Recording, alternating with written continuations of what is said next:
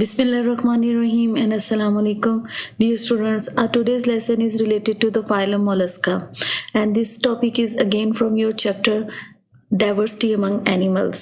So name of the phylum has been originated from a Latin word which is called the molluscus, which means the soft. Hence the animal of this phylum have the soft bodies which are mostly protected by the calcareous shell.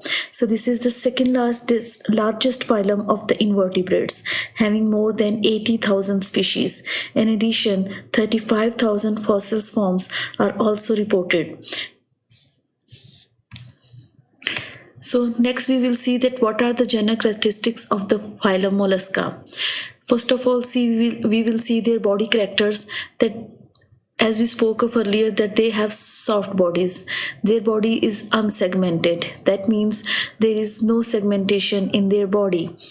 And according to the body organization, they are the triploblastic, which means they have the 3 germ layers in their embryonic life.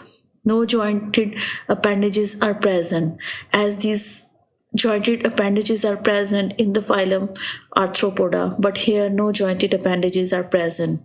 As far as the symmetry of this phylum is concerned, they are bilaterally symmetrical because their body is showing the bilateral symmetry. Next is about their shell, that externally mantle secretes a hard, brittle, calcareous shell. It protects the soft body. And what is the mantle? This is the hard, or you can say the fleshy membrane on the body of these organisms. So their body is divided into 4 main regions, which are called the head, mantle, visceral mass, and the foot.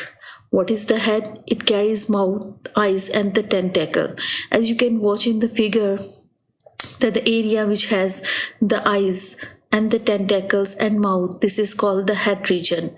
Next is the foot. It is the ventral, thick, and the muscular, variously modified for creeping and seizing.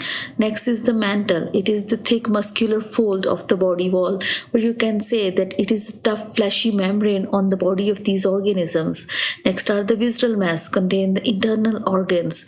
Actually, a cavity is present between the mantle and the body, which is called the mantle cavity, and this mantle body contains the different types of the visceral organs, which is called the visceral mass. So some other general characteristics of the members of this phylum are the different types of the systems in their body. First of all, we will talk about the digestive system. So alimentary canal is well developed and coiled. Here you are watching the alimentary canal in the green color, which is the you can say the coiled form. It is present. Respiration is by the gills, which is enclosed in the mantle cavity. So the next is the circulatory system. It is of lacunar type with the dorsal heart and few blood vessels. And heart contains 1 ventricle and the 2 auricles, plus the arteries and veins are present. Next is about the excretory organs. 1 or 2 pair of kidneys are present again in the mantle cavity. The nervous system comprises of paired cerebral, pleural, pedal, and the visceral ganglia. Next is the reproduction. Sexes are usually separate but may be united. Gonads are usually unpaired. Fertilization can be either external or internal. External means that outside the body of the female, and internal fertilization means that the union of the gametes is occurring inside the body of the female. Now, another important thing related to the general characteristics is their development. So, develop in these organisms is either direct or a larva is formed, which is called the Glochidium larva.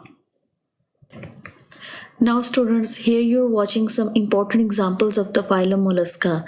These are the Neopilina, the sea mouse, tusk shell, apple snail, freshwater mussel, devilfish, cuttlefish, and the squid. We will see their figures one by one. This is the living fossil of the Neopilina. Here you're watching, this is the shell type of the mollusk, which have the prominent shell on their body. This is the sea mouse because their resemblance with the mouse. This is the tusk shell. This is the resemble with the tusk. That's why this is called the tusk shell. This is the apple snail due to its color and its shape. The freshwater mussel. Here you're watching, this is the freshwater mussel. Octopus or the devilfish. This is the sepia or the cuttlefish. This is the loligo or the squid. So these are the different examples of the, you can say, the members of the phylum Mollusca. Now we will discuss its economic importance. So the animals of this phylum are economically very important. They are mostly marine, but many mollusks live in the freshwater or even in the terrestrial environment.